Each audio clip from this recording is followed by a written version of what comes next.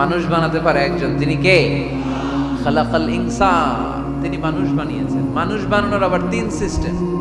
কয় সিস্টেম? সবাই বলেন। সিস্টেম নাম্বার 1, বাবাও নাই মাও নাই, সাইয়েদানা আদম আর হাওয়া আলাইহিস সালাম। বাবা আছে, মা আছে। সিস্টেম নাম্বার 2, মা আছে বাবা নাই, সাইয়েদানা ঈসা আলাইহিস সালাম। সিস্টেম নাম্বার 3, আমরা সলিমুদ্দি কলিমুদ্দি যারা আছি, আমাদের মাও আছে বাবাও আছে। আবার আদম আলাইহিস সালামকে আল্লাহ তৈরি করলেন 3 সিস্টেমে। কয় সিস্টেম?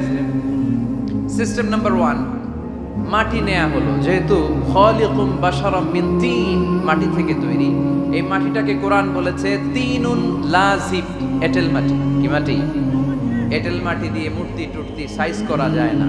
এর উপরে আল্লাহ বৃষ্টি দিলেন 40 বছর, তারপরে এটা হয়ে গেল হামাইম মাসনুন, কাদামাটি। কি মাটি? কাদামাটি। এবার কাদামাটির উপর বৃষ্টি দিলেন 40 বছর, এরপরে এটা হয়ে গেল চমৎকার সুন্দর মাটি। এর উপর আল্লাহ সাইয়েদনা আদম আলাইহিস সালামের 60 হাত লম্বা কায়া বানালেন, দেহ। আদম আলাইহিস সালাম লম্বায় কয় হাত? 60 গজ বা 60 হাত। এবং আমরাও যারা জান্নাতে ঢুকবো, আমাদের সাইজ 60 হাত লম্বা বানায় দিবে কে? সেই বুখারীর বর্ণনা, লাম্মা খালাকাল্লাহু আদমা ওয়া কানা তুলুহু 60 যিরাআন। যখন আল্লাহ তাআলা আদম আলাইহিস সালামকে বানালেন, 60 হাত লম্বা করে বানালেন। বানানোর পরে ওই মূর্তির উপর, ওই দেহের উপর আল্লাহ তাআলা সূর্যের প্রখর কিরণ আর তাপ দিলেন 40 বছর। কয় বছর? এই 3 ধাপে সাইয়েদনা আদম আলাইহিস সালামকে বানানোর পরে রূহের ফুৎকার দিলেন, আর সাইয়েদনা আদম আলাইহিস সালাম কথা বলতে শুরু করলেন। পড়েন সুবহানাল্লাহ। আবার আমাদের সৃষ্টিরও 3টা ধাপ। 1 নাম্বার ধাপ নুতফা, আরেক নাম্বার ধাপের নাম হলো আলাকা, আরেক নাম্বার ধাপের নাম হলো মুদগা। প্রথমে ছিলাম নাপাক পানি, তারপরে হয়ে গেলাম জমাটবদ্ধ রক্তপিণ্ড, তারপরে হয়ে গেলাম গোশতপিণ্ড।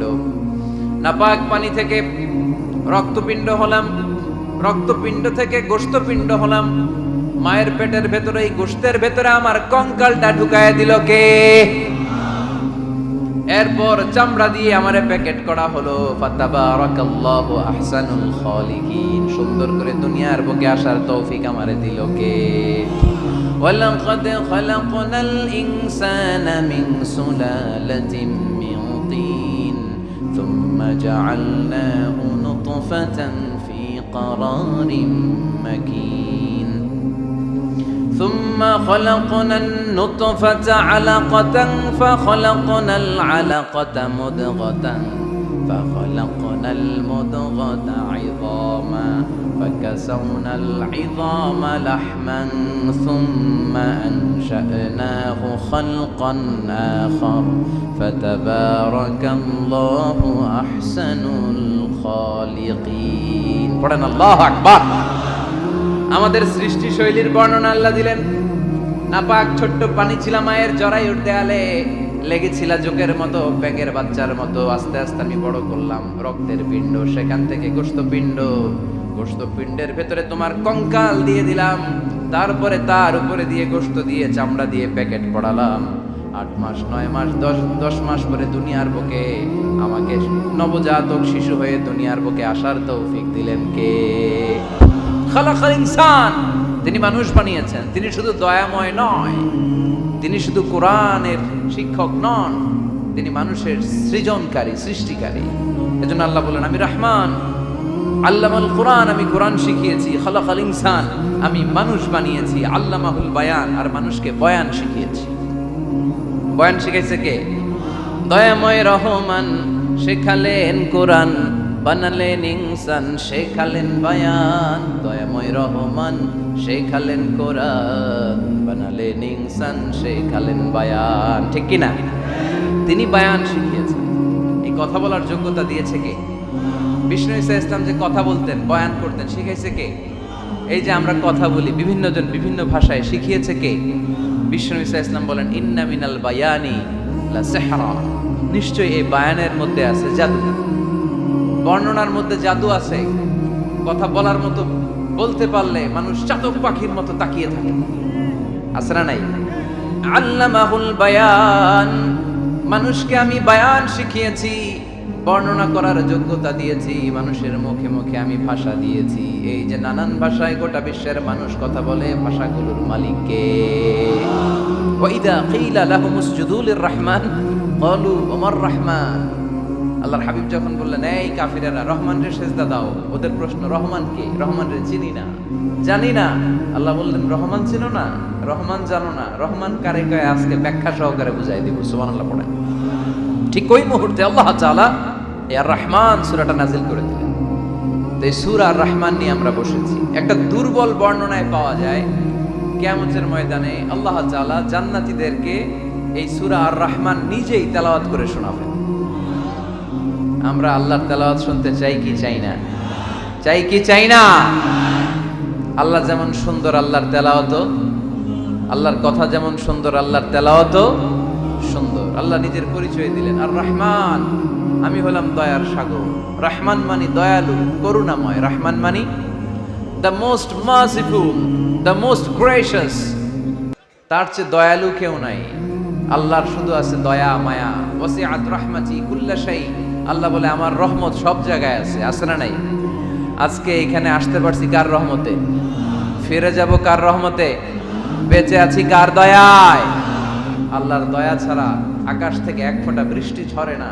আমার আল্লাহর দয়া ছাড়া গাছের একটা পাতা ঝরে না। আমার আল্লাহর দয়া ছাড়া এক ফোঁটা শ্বাস নিঃশ্বাস কেউ নেয়ার ক্ষমতা রাখে।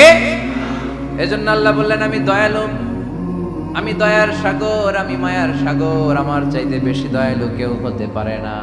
আরশের মধ্যে আল্লাহ লিখে রেখেছেন সাবাকাত রাহমাতি গাদাবি। আমার রাগ আছে, আবার আমার দয়াও আছে, কিন্তু আমি আল্লাহর রাগের চেয়ে দয়া বেশি। আমার আল্লাহর রাগ আছে না নাই? দয়া আছে না নাই? কিন্তু বেশি কোনটা? জোরে কোন, আরো জোরে। আমার আল্লাহর দয়া বেশি, অনেক দয়া, এত মায়া। আমি আমারে কত ভালোবাসি, তার চেয়ে আমারে বেশি ভালোবাসে কে? আমার আম্মা আমাকে কত ভালোবাসে, তার চেয়ে আমাদেরকে বেশি ভালোবাসে কে? খেয়াল রাখবেন, আল্লাহর দয়া ছাড়া পৃথিবীতে আমাদের বেঁচে থাকা সম্ভব। আল্লাহর দয়া ছাড়া আমাদের জান্নাতে যাওয়া সম্ভব। বিশ্বনবী বললেন মান্নু কিসা উযিবা। কিয়ামতের দিন যাদের হিসাব নেওয়া হবে ওই বেটা শেষ, ওই বেটা শেষ। আল্লাহ যদি বলে এই নামাজ পড়লি না কেন, রোজা রাখলি না কেন, খাদ্যে ভেজাল দিলি কেন, ওজনে কম দিলি কেন, মাছে ফরমালিন দিলি কেন, যৌতুকের জন্য বউ পিটাইলি কেন, টেবিলের নিচ দিয়ে ঘুষ নিলি কেন, একটা একটা করে যদি আল্লাহ ধরে, একটা একটা করে যদি আল্লাহ জিজ্ঞেস করে, আমাদের উত্তর দেওয়ার কোনো সুযোগ আছে? চিল্লায় বলেন আছে? আর যদি আল্লাহ একটু আমাদেরকে দয়া করে, আর যদি আমার আল্লাহ আমার একটু মায়া করে, আর যদি আল্লাহ তাআলা আমার একটু রহম করে, কেউ আমারে ঠেকায় রাখতে পারবে? রোজ হাসরে হে আল্লাহ আমার করুণা বিচার, আল্লাহ করুণা বিচার। রোজ হাসরে হে আল্লাহ আমার করুণা বিচার, আল্লাহ করুণা বিচার।